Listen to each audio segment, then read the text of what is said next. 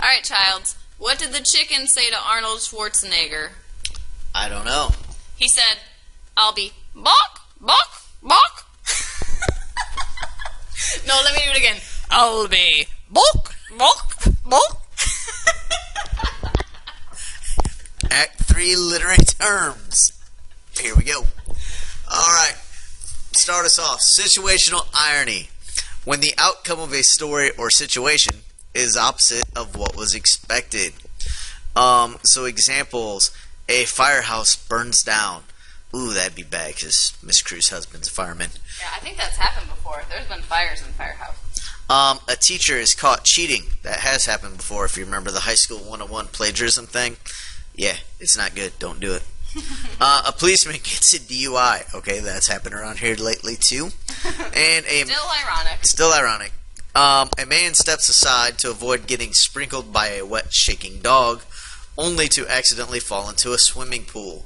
So all of these are situational irony. You wouldn't really expect them to happen, or it's opposite of what is expected. You know what else is ironic? You wouldn't expect for Batman and Robin to be overweight, would you? No. What would you call them then? Fat Man and Blobbin.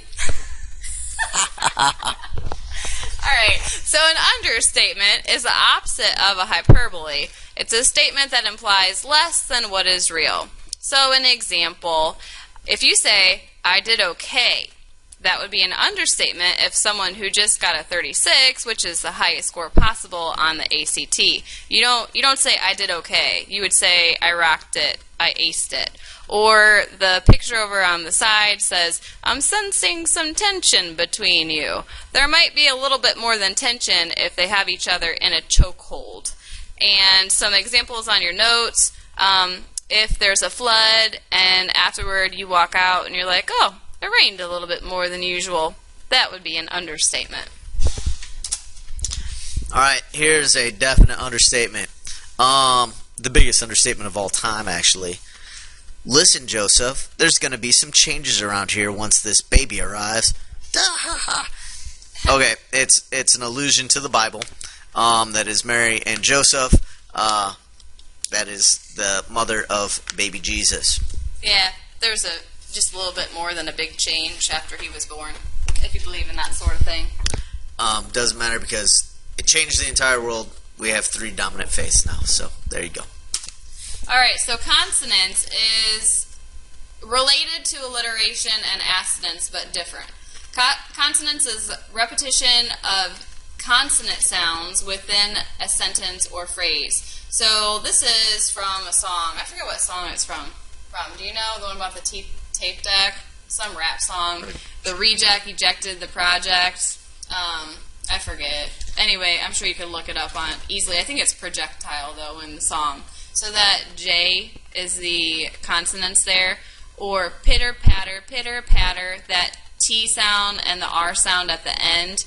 And a lot of times, the consonants is when you have a vowel sound before the consonant that's different. So like the reject and eject have the E sound before it, but project has the O sound before it. And pitter-patter has the different vowel sound too. It has the I in the I versus the A in the patter. Alright, so an idiom. An idiom is a combination of words that has a meaning different from the meaning of the individual words themselves. A phrase is also a phrase whose meaning is not directly translatable into any other language. So English language learners have a really hard time with American idioms for this simple fact. So the picture here, it's usually don't cry over spilt milk. Most people think, oh, why would I cry for that? Yeah, that's literally someone is crying over spilt milk. But as an idiom, that just means it's not a big deal. Don't cry about something, or don't worry about something that's not a big deal. Another popular one that a lot of people struggle with is don't let the cat out of the bag, which means you have a cat in a bag and it's probably going to die. But as an idiom, it means keep the secret, don't tell other people. Yep, and kick the bucket, of course, figuratively it means to die, but literally you would picture someone kicking a bucket. Oh, look, we had examples there. Alright, so here's another example of an idiom. I like this one. It says, she's counting 5, 3, 4, 5, 3, 5, blah, blah, blah. Are you going to be long? I have things to do, the girl on the bottom says. And then the guy up top says, shh, you made me lose my place. Start again. 1, 2, 3, 4, 5. And then the bottom says, Stacy was a friend you could count on. Now, really, if you're counting on someone, it means they're a dependable friend. But literally here, the guy is sitting on top of the girl and counting on top of her. Do not try that at home. All right, enjambment. Enjambment. It's a tough one. I can't say it. So, here we go. It's a line of poetry that continue to run on over a line break without ending punctuation mark. So each line does not make sense by itself. Needs information in another line to make it complete. So it's just going to, remember we talked about lines. This is a line, this is a line.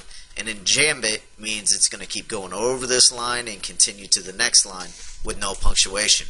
And there might be a comma at the end of the line, but generally that means that the thought is not complete. So if it needs another line to finish the thought, then that would be considered enjambment. So here's an example from Dr. Seuss.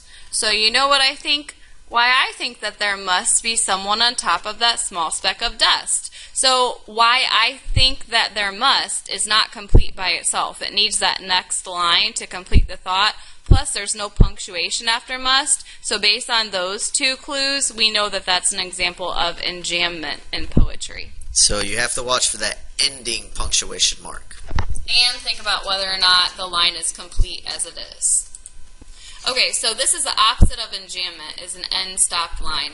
When the line ends with a period or long pause is implied, and the meaning is complete within the line itself. So here's an example. Come into the garden, Fred, for the neighborhood tabby is gone. Come into the garden, Fred. I have nothing but my flea collar on, and the scent of catnip has gone to my head.